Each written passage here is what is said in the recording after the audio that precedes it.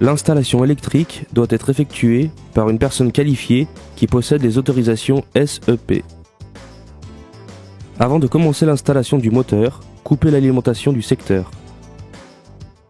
On va connecter le câble d'alimentation électrique avec le câble du moteur et aussi les câbles de commande du moteur avec les câbles de l'interrupteur de commande responsable pour les commandes centrales de volet roulant.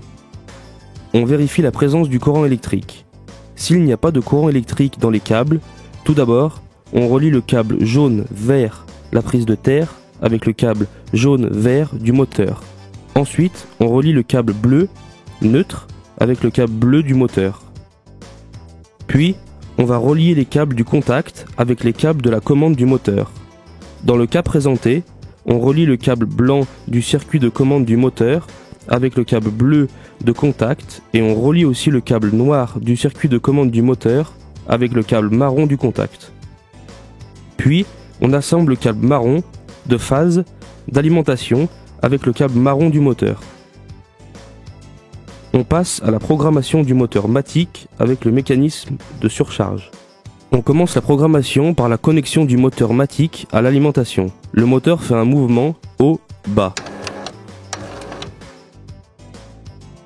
Sur la télécommande à un canal, on appuie 2 fois sur la touche de programmation P2 qui se trouve au dos de la télécommande. On appuie soit sur le bouton haut, soit sur le bouton bas sur la télécommande, cela dépend de quel côté se trouve le moteur. Si le moteur est placé sur le côté droit, on appuie sur le bouton haut, mais s'il se trouve sur le côté gauche, on appuie sur le bouton bas.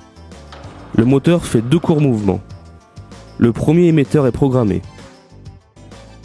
Pour introduire l'émetteur suivant sur une télécommande déjà programmée, on appuie sur la touche de programmation P2.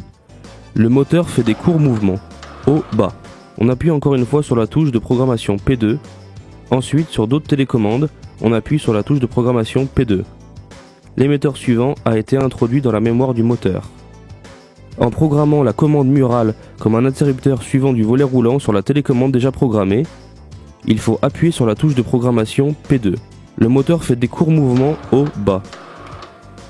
Ensuite, on appuie encore une fois sur la touche de programmation P2 et la combinaison des touches haut-stop sur une télécommande murale. Le moteur fait des courts mouvements haut-bas. Nous avons terminé la programmation de la commande murale. Lors de la programmation des télécommandes à plusieurs canaux, il faut choisir le canal sur la télécommande sur lequel on veut enregistrer les commandes. Après avoir programmé toutes les télécommandes, on passe au réglage des fins de course. Pour régler les fins de course, on démarre le moteur à l'aide d'une télécommande. Ensuite, on déplie le tablier jusqu'à la moitié. On arrête le moteur.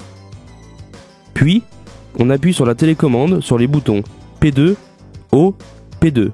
Le moteur fait des courts mouvements haut-bas et en même temps, il est en mode programmation. On enroule le tablier dans un coffre à l'aide d'une télécommande jusqu'à ce que le tablier obtienne une position optimale. On appuie sur le bouton Stop sur une télécommande jusqu'à ce que le moteur fasse des courts mouvements haut-bas. On procède de la même façon pour régler la position basse du tablier. En utilisant la télécommande, on peut dérouler le tablier du coffre jusqu'à la position désirée. Après avoir réglé le tablier, il faut maintenir la touche Stop sur une télécommande pendant quelques secondes jusqu'à ce que le moteur fasse des courts mouvements haut-bas. Quand le moteur est déjà programmé, il quitte automatiquement le mode de programmation.